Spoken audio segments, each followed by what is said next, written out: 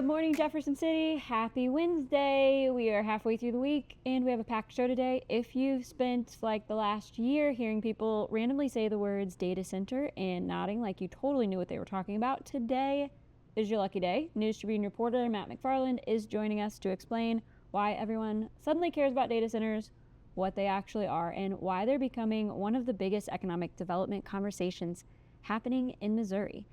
Because somewhere along the way, the cloud came down and apparently turned into giant buildings that use enough electricity to make everyone at our utility companies very nervous. But we'll let Matt explain. First, I want to give a shout out to our NT Daily sponsor, MU Healthcare. MU Healthcare's front door is never too far from yours. With more than 80 locations across mid-Missouri and expert hospital care in Jefferson City and Columbia, MU Healthcare is committed to ensuring every Missourian has access to the region's most advanced diagnostic and treatment options. MU Healthcare, expert care close to you. Before we bring Matt on, I want to run down a few quick stories that you can catch on newstribune.com. A quick conference center update from the City Council meeting on Monday. Monday night, council members approved the next round of resolutions to keep the conference center project moving forward.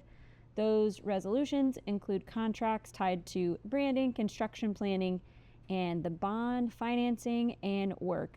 The big takeaway is the project continues moving forward on schedule. If you need more details about those resolutions, we covered that in Monday's episode, and we have more in Steffi and Jack Wardinsky's coverage online.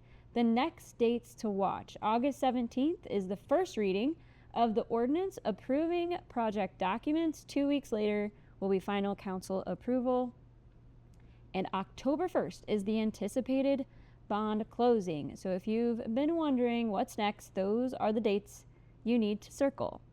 And on storm recovery, hopefully you caught our interview yesterday with Cole County EMS Chief Eric Hoy. Good news is, if you're still, Ameren crews say they have restored power to tens of thousands of customers and hope to have nearly everyone back online by now. There are a handful of more complicated repairs that could take a little bit longer, but around 1,600 crew members have been working across Missouri since the 4th of July storms. And one reminder from local emergency officials: if your property suffered structural storm damage, continue reporting it through jcmo.gov/storm recovery. Those reports help determine whether additional state or federal disaster assistance may become available down the line. And a huge congratulations to several Mid-Missourians who were selected for the Missouri Chamber's 2026 Leadership Missouri class. 8 local leaders from Jefferson City, Lynn, and Eldon will spend the next several months traveling the state and learning more about Missouri's economy, workforce, and public policy. Congratulations to everyone selected, and you can read more about that online at the News Tribune. This week's Hen House ad, our NT Daily sponsors at Hen House, those specials start today, July 8th. This week's Hen House ad is all about easy summer meals. Whether you're grilling after work or trying to avoid turning your oven on in this Missouri heat, they've got you covered with patio steaks, KC strip steaks, baby back ribs, fresh rope sausage, chicken drumsticks, ground beef, and even if you feel like grilling some shrimp, they have that too. You'll also find fresh peaches, nectarines, watermelon, red grapes, and peppers, plus their normal bakery favorites like sourdough bread, Danish coffee cakes, and homemade chocolate chip cookies. Stop by and see our friends at Hen House at 1904 Southwest Boulevard in Jefferson City, or text Hen House to 41570 for this week's hot deals. And we have one statewide story that feels like it belongs in a Netflix political thriller, but unfortunately it is real life. So a new report from geopolitical research firm Strategy Risks alleges Missouri State's executive MBA program trained more than 1,500 Chinese government officials and executives over 2 decades, including some who later held leadership roles at Chinese state-owned companies connected to the country's defense industry. The report argues the program was closely tied to Chinese government recruitment efforts and raises questions about how the program was funded and administered. Missouri State strongly disputes those conclusions. The university says no taxpayer dollars funded this program. Students completed a standard business curriculum, complied with all U.S. visa requirements, and that there has been no evidence of espionage, intellectual property theft, or other misconduct connected to the program. It is a story that is generating attention nationally, and one that we will continue to follow as lawmakers and university officials respond. But I have a feeling, given how the General Assembly works, and when they come back to Jefferson City, this is probably not the last time we are going to hear about this story. And now we are going to welcome Matt McFarland to the studio for that much anticipated conversation about data centers. Matt McFarland's in the studio. Thank you. Welcome to your first episode of the NT Daily. Yeah, thanks for having me, Aaron. Happy to be here. Much anticipated conversation about data centers. So before we start, a lot of folks, I think, nod like they understand what's going on when we say a data center is coming or a company is looking to relocate or locate to Missouri. They hear gigawatts, they hear billion-dollar projects, and everyone doesn't know exactly what to do. So if we were to start at a data center, like a 101 level, Sure. The first question is, what is a data center? And I think some of that I'm gonna give a little bit more context of this. Like, they've been around. Yeah. We've had data centers. Yeah, this is not a new phenomenon. Yeah. I think a lot of what we're seeing with the explosion of data centers, I mean, you've seen them in Missouri. There are 2 going into New Florence. There's a proposed one in Callaway County. But we have had data centers in Missouri, just small scale ones. Okay. What you're seeing now is the emergence of like these billion-dollar ones called hyperscale. So, you know, I think in the past, data centers were really focused on metropolitans because that's what needed them most. One of the first users of data centers were hospitals, for example. I was going to say Cerner. Yeah. One of probably Missouri's first data centers was the patient data, I assume. Right, and so you see these cluster of data centers around the metros in Missouri especially. What has happened now is we have so much high-speed fiber and it's become much more easy to access that you can essentially put a data center that's serving, you know, a hospital in St. Louis. That data center can now be in Missouri. And of course, the advent of AI, and as these large language models continue to get more and more popular, you're seeing, you know, an insane amount of computing that they have to do. So you're seeing both. I think it's both location and fiber is allowing more flexibility with that location. I mean, in theory, right, a data center in New Florence could serve as far away as Texas. You know, I mean, there really is no physical limit anymore. It translates so quickly. But you're also seeing the rise of these computer models that are just eating up a ton of computational value. Okay, so to that latter point, I think part of this is we can't, not all of this is AI driven. I thought that was really important context. Sure. Like, we've had data centers. They have different uses. But some of the bigger data center projects we're seeing is probably partially driven a lot by the AI. Yeah, for sure. In the AI industry. For sure. I mean, you're seeing, and I cover this more from, you know, an electricity generation standpoint than I do like a hardcore tech angle, but you're seeing the same thing on both sides. You know, we're literally talking orders of magnitude over what, you know, your traditional, I guess, data center would need. To support these LLMs and to support a lot of these AI initiatives. You're talking about, you know, 100 times what your average or a data center that they built maybe in 2018 would use. Right? You're talking about just huge increases in both electrical needs and, you know, data bandwidth. Okay. And some of this is because they're training new models. Sure. I mean, we don't always know. We can't say for certain every specific project in Missouri, but I think sometimes on social media, and I think people get nervous when they use ChatGPT or they use now that AI has become, I think, more of an everyday use, particularly for white collar industry, like everybody gets really nervous about their AI use contributing to this footprint, but it's not that clear of an association, right? A lot of these new data centers are probably around technology that we're not even going to see. Sure. And for a few years, maybe. Yeah, and you're talking about, you know, once you start weeding into advances in technology and a lot of these large big tech companies, you're talking about government contracts as well as, you know, the public sector. So, you know, you're talking about a wide range of these AI technologies. One thing that's for sure, though, is that with the advent of new LLMs, these large language models, they're going to be used in a bunch of new different areas they wouldn't have been used in before. And so that's going to be driving, they're going to need more bandwidth essentially for it. So if you feel personally offended by a meme, I think we can squash some of that a little bit. Like it's not, the data center down the road is not necessarily related directly to your use of AI per se. So we've kind of covered like why, I think the reason why we are suddenly talking about them so much in mid-Missouri is that we have had 2 huge projects move into the central Missouri area. Can you talk a little bit about the companies behind those projects and how big they are? And we're going to see, I believe, current plans are to have both of these projects finished by 2030 at the latest. I know we're talking about a time frame somewhere between 2029 to 2032 is when we're going to see probably both of these projects up and running. One being a Google data center that's going to be a massive campus, I believe a $10 billion investment.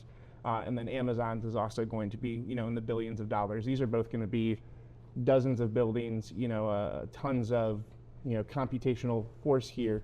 I believe that the Amazon is going to have over a dozen buildings directly, related to data processing and servers. Both these are going to be going up on the other side of New Florence, across 70. I believe that would be south, across New Florence. They'll be essentially a mile away from what you would call downtown New Florence, if there is a downtown in a town that small. But both of them are going to be going into a town of 635 residents. And while they won't be directly adjacent to each other, they're going to be less than a mile away from each other in what is a really small town off of Highway 70. So I think this is a really good moment where we can pause and kind of start putting things into buckets to make it really clear for people. There's kind of the pros of these projects, the cons, and then there's also just like questions that we can't answer right now. Unknowns, right? So the pros are obviously construction jobs, local contracting jobs, I assume also play a huge role in some of these big projects, but jobs, bringing when folks have to come in to work those jobs. I think the property tax on some of these projects, as we discussed before the segment started, there will likely be an abatement on some of the property taxes for the vehicles, but not for the footprint of the projects, which means for those school districts, which are mostly rural school districts, that's a lot of property tax money coming in. I'm sure I'm missing some things, but the big thing is kind of tax revenue. And just the scale of I think a company like that spending that much money here. And that much, generally that much economic activity, I think for a lot of rural areas, especially presiding Montgomery County Commissioner Ryan Poston, I've talked to him, he sees it as a good fit for these rural areas where, a data center will bring in, a few hundred construction jobs. Whether those are from in-state, out-of-state, it's really up to, who's hiring the contractor, as far as long-term jobs, you're not going to see a ton of long-term jobs, and that actually may be for some rural areas, a perk for them, Whereas if you're bringing in, say an auto production plant, that's hundreds of jobs that you have to fill. A lot of those are going to be filled from outside of the area, whereas it impacts your housing market. It might make housing prices go up. What happens if you have plant closures? We've seen this story play out. Whereas I think a lot of these so the temporariness of some of these jobs may not actually be a negative, depending on obviously, of course, everyone wants jobs, I think for a lot of these rural areas, they're kind of looking at data centers as almost a set it and forget it type of thing, where you have this temporary building phase.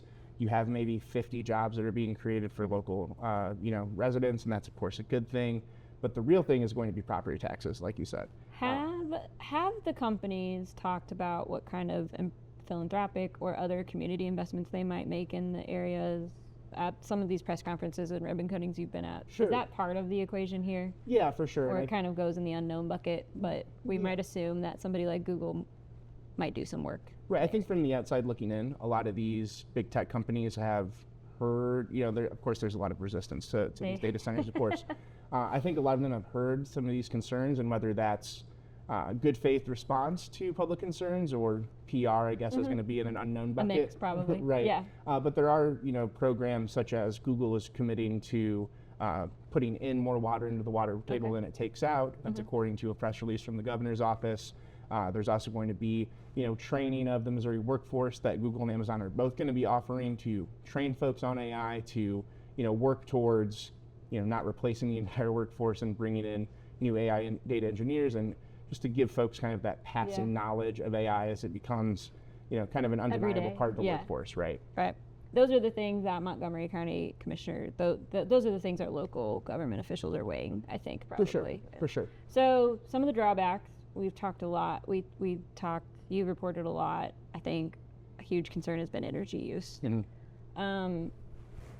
Lots of officials that are supportive of these projects point to Senate Bill 4 that was passed a few years ago as being a built-in protection because it requires these large-scale utility. And when we say large-scale, we're talking not just about these projects, but anybody who's putting pressure on our electricity grid, right? Yeah, anyone who is drawing more than 75 megawatts for their power. And to put that in perspective, the average Missourian is probably not even sniffing 1 megawatt, or 75 gigawatts, excuse me. So, you're talking about, these not only data centers, there can be some large industrial manufacturers that could touch this, but you're still talking about, orders of magnitude larger than what I believe there's a quote, from Ameren and some data from Ameren where, new production or people looking to get onto the grid, the average was like 3 megawatts in 2019, and now we're up to 100 megawatt range, if not higher, on a lot of these new, proposed projects. And Senate Bill 4 does require them to pay for the utility that they're using. Right. I think some of the concerns have come around transparency. It's not easy to see that, right? Like, it's not easy to see who's using it. Ameren, have they spoken to that? Sure. In conversations with Ameren, the new generation is for everyone. That's kind of been what they're saying. And to be fair, the Missouri grid is in need of additional generation just for local use, right? But we're talking about, essentially Ameren thinks they need to add about 2 to 2.5 gigawatts of additional generation by 2030. That's a complete reforecasting of what they were planning to build. You're talking about a grid that has less than 10 gigawatts total capacity right now. So adding more than 20% on to the current capacity in less than 4 years. So we're talking about huge increases. Where the conversation kind of goes with Senate Bill 4 in terms of some of these consumer protection groups, I felt that. Is where the new generation, or construction of new generation. Right. Now, utilities like Ameren have to go to the PSC to get approval for new construction. Right. Correct. Yes, it's called a Certificates of Convenience and Necessity, a CCN. Yep. And then they have to come back to the PSC if they want to increase rate changes associated with, and basically pass on some type of cost to ratepayers. Yes. Is that typically what you've seen historically? Is that always been Ameren's kind of, that's what we see? Yeah. It's not new. This is not new, right? Yeah, I mean, that's what you're going to see across pretty much any utility. The general way that, it's kind of broken down is spreading cost out for new construction. An investor-owned utility. They are, putting in, and a lot of these numbers, like specific numbers, are not publicly available, right? And even at the final end, but you're putting in this amount of money to build this or add this, whatever it may be, and then once this is all completed, you can come back to the PSC and say, these are the improvements we made. This is how much it cost us. We want to spread it out by increasing this customer, range 20%, or this customer range 5%, or whatever it may be. And that's where you're going to see a lot of these costs, and that's what consumer advocates are, concerned about, right? Is you're going to be seeing generation being added at such a rate that we have never seen before. It may have been like they add one, new generation facility a year. You're looking at already this year they've gotten approval for one. They're seeking approval for 2 more, and we're not even through July yet, right? So you're going to be seeing more building than ever before, and that's also going to come out at the end of the day in your utility bill as they look to recoup that investment. So on the utility side of this, we will not see that. I think this is a forecasting, but I think we won't see the end of conversations about energy generation, either from solar or nuclear or whatever it is. It seems like energy, if we are going to if AI is going to be the future, we are going to have the energy infrastructure to support it, correct? Most definitely. I Yeah. mean, that's, what you're looking at right now is, I believe, an attempt to, both add stability to the grid, but more than that, it's adding pure generation. That's why you're seeing so many of these solar projects go up as opposed to nuclear projects. Solar and gas are obviously the ways to turn around the fastest. So ironically, AI might be the way that we come back to being Renewables, red right. states might actually start coming back around to renewables. Most definitely, and that's something that some of Because these, no governor wants to miss out on a $15 billion project, right? Right. Just because they didn't want to add solar to the grid. capacity, right? Okay. And a lot of these companies have a preference for the solar capacity. We've all heard the horror stories about diesel generators. Specifically, what comes to mind is XAIs in Memphis, adding pollution to the air and their air quality standards that are being, violated. A lot of these data center companies kind of favor that solar, both to shield themselves from the negative public perception and also to, come to investors and say, this is what we're doing. We're avoiding lawsuits, frankly, and giving themselves kind of a better PR presence, if nothing else, showing that preference for solar. So I'm going to end the conversation with two questions. Sure. So one of them is going to be kind of backward thinking and one of them is be forward thinking. But what is one thing people think they know about data centers that's wrong? We may have covered it a little bit, Yeah. but Oh, you might get me in trouble here. you don't have to editorialize. Sure. You can throw an idea out and Aaron can Yeah. editorialize. I think the Steffi number. and I do this all the time. Right. I think the number one thing, especially in Missouri, is the water consumption concerns. Okay. I think those, in my opinion, covering this for the last multiple months, I think as far as when you're looking at the total number of water usage from some of these data centers and the progress they've made in closed loop cycles, I don't necessarily, while in some states, most definitely low aquifers and drought-like conditions, and, south of Missouri has had drought-like conditions for what feels like 5 years now. Yeah. Generally, though, because of all the rivers, the high aquifer, Missouri is a very water-rich state. Yeah. As far as water consumption, you would need to see, 15 to 20 data centers the scale of Google's, popping up in mid-Missouri before that even becomes a concern. Okay. A lot of these, Amazon is committing to 93% closed-loop cooling or open-air cooling, only using water cooling for 7%. Google's committed to 100% open-air cooling. They'll only be using water for their kitchen. Now, we'll see what happens when building actually commences, and with a hot Missouri summer, it may not cool as effectively as they need it to, Yeah. right? But that's what they're saying as a preliminary. And in general, Missouri has a really healthy aquifer that I think a lot of these water consumption concerns are maybe a little bit overblown. Does that make I'm going to ask a sub question here before I get to my last one. Does that make have you seen in your reporting and your conversations with, particularly on the company's side, is there something unique about Missouri that's made it like our we seem natural resource rich kind of for I think it location? is. Yeah, I think it's both. Missouri is kind of geographically interesting because you have two major metros with a bunch of rural space in the middle, essentially. Yeah. As long as you're not in Columbia, Springfield, it is a rural state. I think that has made it interesting to a lot of folks because you can really connect to some of these fiber hubs in Kansas City and St. Louis, and you can get the data anywhere very quickly from those areas. And obviously the high water table and, frankly, a general willingness of Missouri politicians to work with these data center developers. It cannot be, you can't overstate that, right? Obviously, Google and Governor Kehoe announced that data center together in a joint press release. So I think it's kind of a combination of all three, where you're seeing, a water-rich state that is open to doing business and also has a lot of land to use, frankly. Yeah, that's interesting.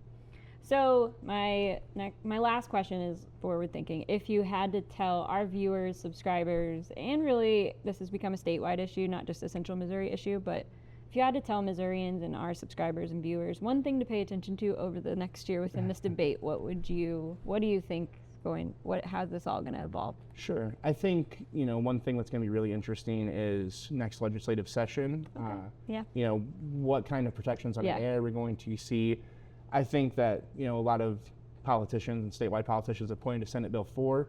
A lot of consumer agencies don't think that's enough, right? You're talking about with the amount of generation we're going to be building, you're going to see increases in your electric bill that you have not, and it'll be for a decade out, right? If they're starting a turbine right now and they only finish in 2032, That's not helping that come online in 2030. right? You're going to see that increase in 2033, right? So as more of these projects stack up, you're going to see long-term increases in utility bills unless there is some sort of protection put forward by the legislature. I think it's going to be very interesting to see what they do, and in terms of lobbyists and special interest groups, you know, how that all shakes out, and if there is a Senate Bill 5 that addresses you know, data centers and AI more directly, I think will be really interesting going forward. Yeah, they didn't really touch many comprehensive AI bills. Yeah, there was some discussion about it, but you know, I'll be interested they to didn't quite see, get there. Yeah. right, how serious lawmakers take this, you know, next legislative session, and what sort of protections are brought up, and if it even gets out of committee, frankly.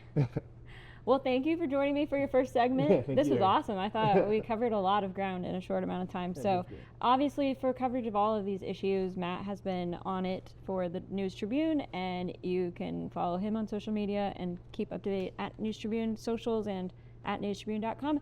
That's going to wrap the NT Daily for today, and we will see you tomorrow.